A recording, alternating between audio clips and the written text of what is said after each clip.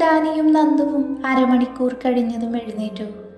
Dani അവളുടെ നെറ്റിയിൽ ഒന്ന് ചുംബിച്ചുകൊണ്ട് ഫ്രഷാവാൻ പോയി. അവൻ ഫ്രഷായി വന്നതും നന്ദുവും ഫ്രഷായി. അപ്പോഴേക്കും ഡാനി കാഷ്വൽ ഡ്രസ്സിട്ട് നിൽക്കുന്നത് കണ്ട് നന്ദു നെറ്റി ചുളിച്ചു. ഇച്ചായ, ഇച്ചായൻ എങ്ങോട്ടാ പോകുന്നത്? എൻ്റെ ശ്രീ, ഞാനൊന്ന് പുറത്തു പോയി വരാം. അനിയൊന്ന് നേരിട്ട് സംസാരിക്കണമെന്ന് പറഞ്ഞിട്ടുണ്ട്. അപ്പോൾ ഒന്ന് ചെന്ന് നോക്കട്ടെ. അമ്മച്ചിയുടെ കൂടുതൽ കാര്യങ്ങളൊന്നും സംസാരിച്ചില്ലല്ലോ യാത്രക്കിടയിൽ. അപ്പോൾ എല്ലാം ഒന്ന് ചോദിച്ചറിയാമെന്ന് കരുതി. നീ ആരുവിൻ്റെ കൂടെ ഇരുന്നു, ഇച്ചായൻ രാത്രിയാവുമ്പോഴേക്കും വരാം. അതും പറഞ്ഞ് ഡാനി അവളെ ഒന്ന് ചുംബിച്ച് പുറത്തേക്ക് പോയി.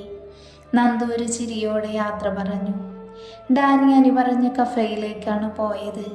അവിടെ ചെന്നപ്പോൾ അനി നേരത്തെ സീറ്റ് പിടിച്ച് ഒഴിഞ്ഞൊരു ഭാഗത്തിരിക്കുന്നുണ്ട്. ആഹാ, നീ എനിക്ക് മുൻപ് എത്തിയോ? ഡാനി കസേരയിലേക്ക് ഇരുന്നുകൊണ്ട് പറഞ്ഞു. ഞാനിപ്പോൾ എത്തിയതേ ഉള്ളൂ. എന്തായാലും എനിക്ക് കുറച്ച് കാര്യങ്ങൾ ചോദിക്കാനുണ്ട്. എന്താ ഡാനി, നീ പറ. അത് പിന്നെ നീയും ആരും തമ്മിൽ എന്തെങ്കിലും പ്രശ്നമുണ്ടോ? ഉണ്ടോ എന്നോ? അതേ ഉള്ളൂ. അതെന്തു പറ്റിയടാ? ഡാനി അത് ചോദിച്ചതും അനിയുടെ ചുണ്ടിൽ പുഞ്ചിരി വിരിഞ്ഞു. അവൻ അമേരിക്കയിൽ വെച്ച് നടന്നതെല്ലാം ഡാനിയോടൊന്നും വിടാതെ പറഞ്ഞു കൊടുത്തു. ചുമ്മാതല്ല അവള് നിന്നെ കണ്ടതായി പോലും ഭാവിക്കാത്തത്. എന്നാലും അതിനിടയ്ക്ക് നീ കയറി ഫ്രഞ്ചിയല്ലോ. നിന്നിൽ നിന്ന് ഞാൻ ഒരിക്കലും അത് പ്രതീക്ഷിച്ചില്ല അനി. ഡാനി ചിരിയടക്കാൻ കഴിയാതെ ചോദിച്ചുപോയി. അപ്പൊ പറ്റിപ്പോയടാ, അതിനവളെ എന്നെ അടിച്ചില്ലേ? അനി അല്പം പരിഭവത്തോടെ പറഞ്ഞു. നിനക്ക് അടി തന്നാ പോരാ, ചുമ്മാ നിന്ന കൊച്ചിനെ കയറി ഫ്രഞ്ചിയിട്ട് അവൻ നിന്ന് ഡയലോഗ് അടിക്കുന്ന കണ്ടില്ലേ? അവൾ നീ സ്നേഹിക്കുന്ന പെണ്ണ് മാത്രമല്ല, എൻ്റെ അനിയത്തിയൂടെയാണ്. അത് ഓർമ്മ വേണം നിനക്ക്. ഡാനി കുറുമ്പോട് അനിയെ നോക്കി പറഞ്ഞു. ഡാ മോനെ ഡാനിയല്ലേ, അങ്ങനെയാണെങ്കിലേ നന്ദു നീ മിന്നി കെട്ടിയ പെണ്ണാണെങ്കിലും അവളും എനിക്ക് പെങ്ങളെപ്പോലെ തന്നെയാണ്. എന്നിട്ട് അവളെ നീ വെറുതെ വിടുന്നുണ്ടോ? കൊച്ചിൻ്റെ മുഖവും കഴുത്തുമൊക്കെ കണ്ടാൽ തന്നെ അറിയാം നീ എത്രത്തോളം അവളെ വെറുതെ വിട്ടിട്ടുണ്ടെന്ന്. അതുകൊണ്ടേ കൂടുതൽ നിന്ന് ഡയലോഗ് അടിക്കല്ലേ. ഞാനൊരു ഫ്രഞ്ചല്ലേ ചെയ്തുള്ളൂ, അതും എത്രയോ നാളായി പുറകെ നടന്നിട്ട്. നീ കെട്ടിയൊരു മാസം തികയുന്നതിന് മുന്നേ തന്നെ അവളെ ആക്രമിച്ചില്ലേടാ? അനിയത് പറഞ്ഞതും ഡാനിയാകെ വിളറി വെളുത്തു. അവൻ ഇങ്ങനെ പറയുമെന്ന് ഡാനി വിചാരിച്ചിരുന്നില്ല. അവളെൻ്റെ ഭാര്യയാണ്. ഞാൻ അവളെ കെട്ടിയതേ പൂവിട്ട് പൂജിക്കാനൊന്നുമല്ല. സ്നേഹിക്കുമ്പോൾ ഇതൊക്കെ അതിൻ്റെ ഒരു ഭാഗമാണ്. മനസ്സിലായോടാ പൊന്ന മോനെ? ഡാനി ചമ്മൽ മറച്ചുകൊണ്ട് കപടദേഷ്യത്തോടെ അനിയെ നോക്കി പറഞ്ഞു. എൻ്റെ പൊന്നു ഡാനി, നീ എന്തു വേണോ ചെയ്തോ. നിനക്ക് ഇമ്മാതിരി തെറിയൊക്കെ എവിടുന്ന് കിട്ടുന്നടാ? നീ എൻ്റെ നന്ദുവിൻ്റെ കൂടെയല്ലേ നടക്കുന്നത്? എന്നിട്ടും അവൾ അറിയാതെ നീ വല്ല ക്ലാസ്സിനും പോകുന്നുണ്ടോ? കാണാൻ ലുക്കാണെങ്കിലും വാ തുറന്ന പോയില്ലേ? അനി ഡാനിയെ നന്നായി വാരിക്കൊണ്ട് പറഞ്ഞു. കൂടുതൽ വാരല്ലേ മോനെ അളിയ, പുണ്യാളനൊന്നും ആകണ്ട നീ. ഡാനി അത് പറഞ്ഞതും അനി വളിച്ച ഒരു ഇളിവാസാക്കി. എന്നാലും ഡാനി, എന്തായിരിക്കും ആരുവിൻ്റെ പ്രശ്നം?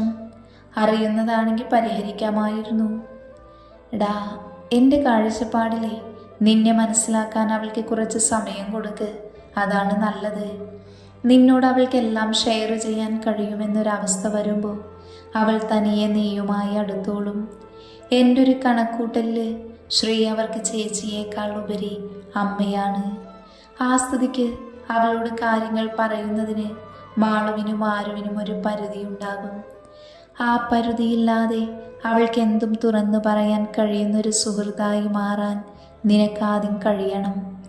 എന്നാൽ മാത്രമേ നിനക്ക് അവളുടെ നല്ല പാതിയാകാനും കഴിയൂ. നീ ഇപ്പോൾ പറഞ്ഞത് ശരിയാ. ഇനി ഒരിക്കലും പ്രണയം പറഞ്ഞ് പിന്നാലെ ഞാൻ നടക്കില്ല. അവളായി വരണം എൻ്റെ അടുത്തേക്ക്. ഇല്ലെങ്കിൽ ഒരിക്കലും അനിയുടെ ജീവിതത്തിൽ ഒരു പെണ്ണുണ്ടാവില്ല. അവളെ നല്ലൊരു സുഹൃത്താക്കി മാറ്റാൻ ശ്രമിക്കാം. എങ്കിലും ചിലപ്പോഴൊക്കെ മനസ്സ് കൈവിട്ടു പോകുന്നടാ. അത് പറഞ്ഞപ്പോൾ അനിയുടെ കണ്ണൊന്ന് നിറഞ്ഞിരുന്നു. എൻ്റെ അനി, നീ ഇങ്ങനെ തൊട്ടാവാടി പെൺപിള്ളേരെ പോലെ പെരുമാറരുത്. ഈ വിഷയത്തിൽ നീ നല്ല ബോൾഡാവണം, എൻ്റെ ശ്രീയെ പോലെ. നിന്നേക്കാൾ ധൈര്യം ഇപ്പോൾ ആർവിനുണ്ടെന്നാണ് എനിക്ക് തോന്നുന്നത്. സ്നേഹം പിടിച്ചു വാങ്ങാൻ കഴിയില്ല നീ. നമ്മൾ സ്നേഹിക്കുക. നമ്മുടെ സ്നേഹം സത്യസന്ധമാണെങ്കിൽ, അവർ നമുക്ക് തന്നെ വന്നു ചേരേണ്ടതാണെങ്കിൽ, നമ്മൾ പോലും അറിയാതെ അവർ നമ്മിലേക്ക് വന്നു ചേരും. നിനക്കറിയില്ലേ എൻ്റെയും ശ്രീയുടെയും കാര്യം? ഞാൻ ഒരിക്കലും അവൾ എൻ്റെ നല്ല പാതിയാകുമെന്ന് സ്വപ്നത്തിൽ പോലും വിചാരിച്ചിട്ടില്ല. പക്ഷെ അവൾ കടന്നു വന്നതിന് ശേഷം ഒരിക്കൽ പോലും, ഒരു നിമിഷം പോലും അവളിൽ നിന്നും അകന്നു നിൽക്കാനോ സ്നേഹിക്കാതിരിക്കാനോ എനിക്ക് കഴിഞ്ഞിട്ടില്ല. അതാണ് പ്രണയം. നിനക്കുള്ളതാണ് ആരുമെങ്കിൽ അവൾ നിന്റെ കയ്യിൽ തന്നെ വരും. ഡാനി അത് പറഞ്ഞതും എനിക്ക് വല്ലാത്തൊരാശ്വാസം തോന്നി. നന്ദുവിനെ പോലെ തന്നെ ഡാനിയും തനിക്ക് നല്ലൊരു സുഹൃത്താണെന്ന് തെളിയിക്കുന്ന നിമിഷമായിരുന്നു അത്. ഡാനിയെ ഓർക്കും തോറും അനിയുടെ വിഷമം താനെ അകന്നു പോകുന്നത് അവൻ അറിയുന്നുണ്ടായിരുന്നു. അപ്പോഴാണ് അവൻ ഡോക്ടർ പറഞ്ഞ കാര്യം ഓർത്തത്. ഡാനി, എനിക്ക് നിന്നോടൊരു കാര്യം പറയാനുണ്ട്. സീരിയസ് ആണ്. എന്താടാ, നീ പറ. ഡാനി, ഡോക്ടർ എന്നോടൊരു കാര്യം പറഞ്ഞു. നിന്നെ നേരിട്ട് കാണുമ്പോൾ പറയാമെന്ന് കരുതിയ. ഫോണിലൂടെ പറഞ്ഞാൽ ചിലപ്പോൾ നിന്റെ നല്ല സമയം കൂടെ ഞാൻ നശിപ്പിച്ചതുപോലെയാകുമെന്ന് തോന്നി. അതുകൊണ്ടാണ് ഞാൻ അവിടെ നിന്ന് വിളിച്ചു പറയാഞ്ഞത്.